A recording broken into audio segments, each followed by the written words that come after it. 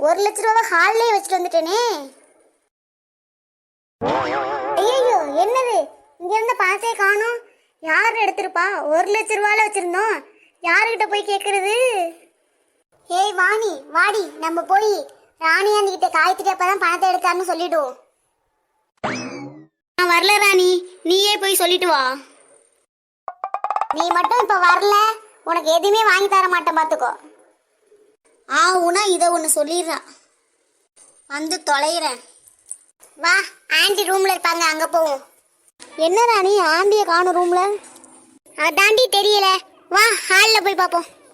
இதாண்டி நிக்கிறாங்க. சரி வா போவோம், நீ அமைதியா இரு, எல்லாத்தையும் நான் பாத்துக்கிறேன். ஆண்டி ஆண்டி என்ன தேடுறீங்க? அது ஒண்ணும் இல்லம்மா, இங்க அமௌண்ட் கொஞ்சம் மறந்து வச்சுட்டு போயிட்டேன், அதை காணும், அதான் தேடுறேன். ஆண்டி, காயத்ரி அப்பா அமௌண்ட் கொண்டு போனது நான் பார்த்தேன் ஆண்டி. அவர் கொண்டு போற பணம் சம்பளம் கொடுத்து விட்டதுமாண்ணா. ஆண்டி நீங்க சம்பளம் கொடுத்ததை நான் பார்த்தேன். நீங்க சம்பளம் கொடுத்துட்டு போனதுக்கு அப்புறம் டேபிள் மேல காசு இருந்துச்சு, அதை அவர் எடுத்தாரு ஆண்டி, அதையும் நான் பார்த்தேன். என்னம்மா சொல்ற? இல்லம்மா, அவர் மேல சந்தேகப்பட முடியாது, ரொம்ப வருஷமா வேலை பார்க்கறாரு, 1 ரூபாய் கூட எடுத்தது இல்ல. என்ன ஆண்டி நீங்க இந்த காலத்துல இப்படி இருக்கீங்க?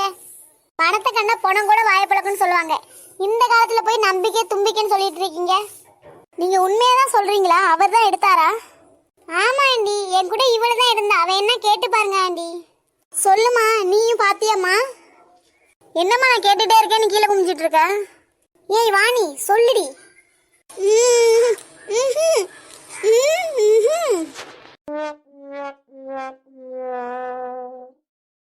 என்னம்மா பண்றா? வாயை திறந்து பேசாம சொல்றா. அது ஒண்ணும் இல்ல ஆண்டி, நான் மறந்துட்டேன், அவ மௌன விரதம் ஆண்டி. என்னது மௌன விரதமா? ஆமா ஆண்டி, இவ சின்ன வயசுல இவளுக்கு பேச்சே வராதா, அதனால பேச்சியம்ம கோயிலுக்கு வேண்டிக்கிட்டோம் பேசணும்னு, அதனால இவ மௌன விரதம் எடுக்கிறாண்டி. மாசம் மாசம் விரதம் எடுப்பா. அம்மா என்ன இவளுக்கு கூட பேசிட்டு இருக்காங்க?